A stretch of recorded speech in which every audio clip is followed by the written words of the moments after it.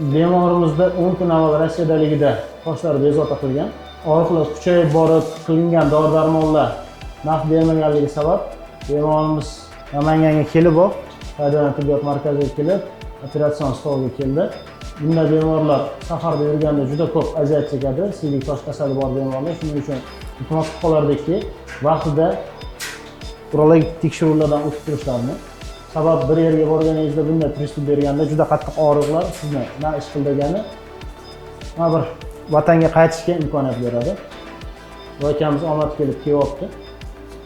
Xudo xohlasa hozir 15 minutlarda operatsiyani tugatamiz.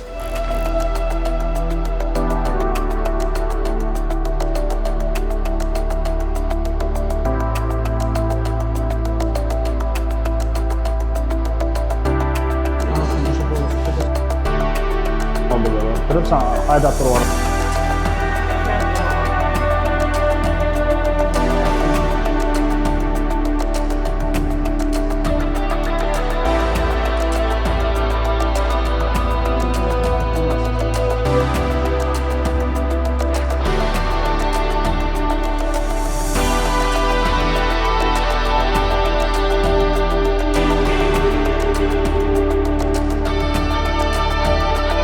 Xudo xohlasa Rossiyadan kelgan bemorimiz mana toshlarni olib bo'lindi. Xudo xohlasa bemorimizga 2 kundan keyin uyga ruxsat beramiz. Bemorimiz 1 hafta 10 kundan keyin tiklanadi, odatiy rejimiga qaytadi.